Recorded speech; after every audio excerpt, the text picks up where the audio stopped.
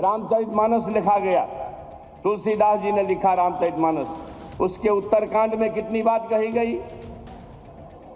पूजिए विप्र शील गुण होना, पूजिए न शूद्र गुण ज्ञान परवीना।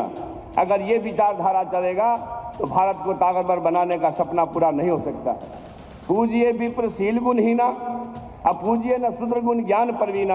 अगर ज्ञान से परवीन भी बाबा भीमराव अंबेडकर है तो वह पूजने नहीं है।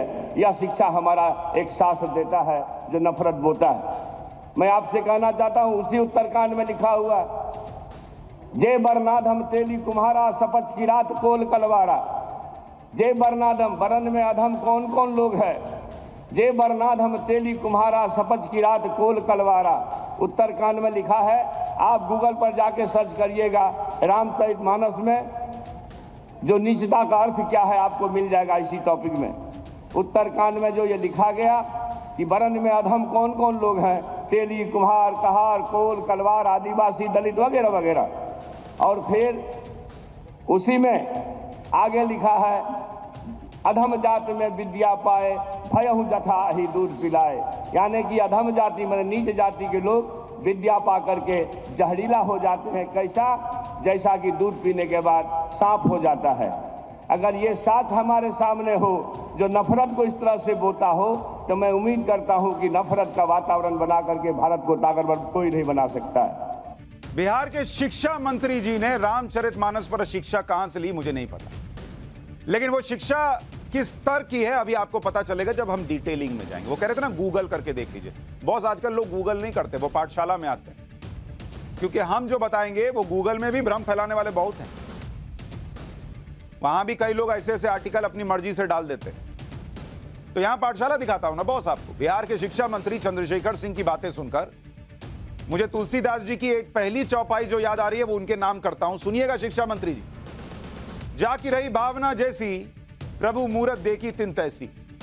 रामचरितमानस के बाल कांड में लिखी गई इस चौपाई का अर्थ है कि जिसकी जैसी भावना होती है उसे उसी रूप में भगवान दिखते हैं।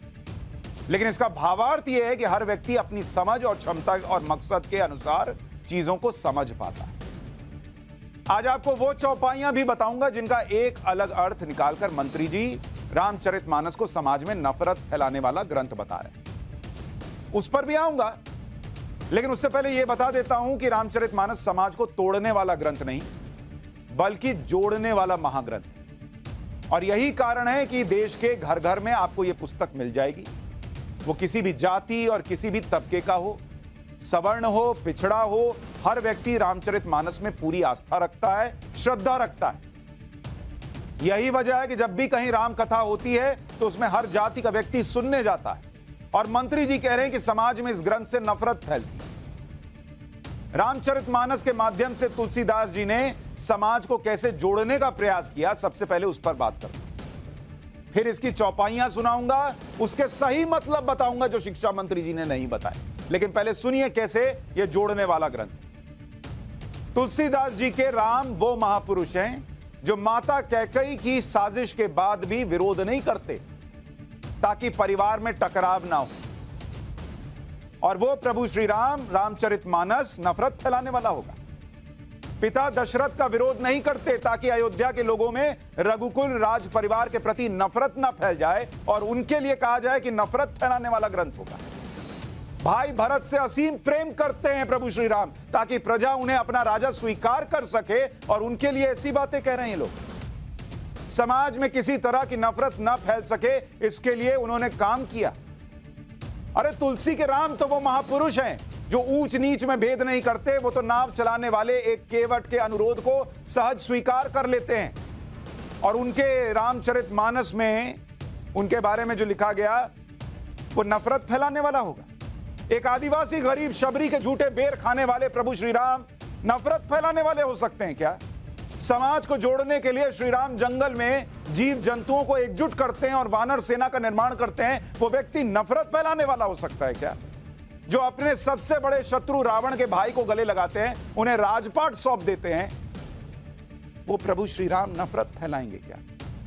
अरे राम तो वो महापुरुष हैं, लक्ष्मण को मरते हुए रावण से सीख लेने की सलाह देते हैं। लेकिन मंत्री जी को रामचरितमानस में से ये सारी बातें नहीं दिखाई। उन्होंने अपने राजनीतिक एजेंडे के लिए इसे नफरत फैलाने वाला ग्रंथ कह दिया। और एजेंडा क्या था राजनीतिक, वो भी अभी आपको बताऊंगा।